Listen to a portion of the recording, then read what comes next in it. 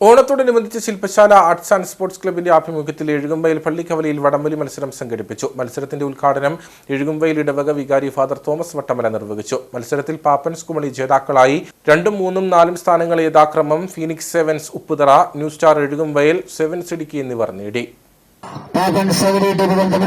ആവേശകരമായ പോരാട്ടം കൈയടിച്ചു കൊടുത്ത് നമ്മുടെ ക്ഷണം സ്വീകരിച്ചുകൊണ്ട് കളിയങ്കപ്പെട്ടതിലേക്ക് കടന്നു വന്നവർ സെവൻ ഫീനിക്സ് ഉപ്പുതറ, മറുവശത്ത് പാപ്പൻ സേവരി ഉപ്പുതറ.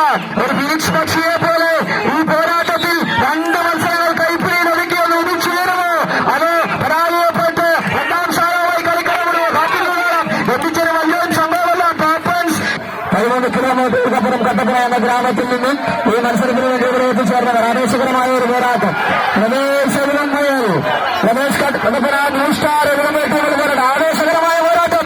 62 ടീമുകളും 54 ടീമുകളുമൊക്കെ മാറ്റിവെച്ച മത്സരങ്ങൾ സംഘടിപ്പിച്ച ശില്പശാല ആർട്സ് ആൻഡ് സ്പോർട്സ് ക്ലബ് ഒരു തിരിച്ചുവരവിൽ വരികയാണ്.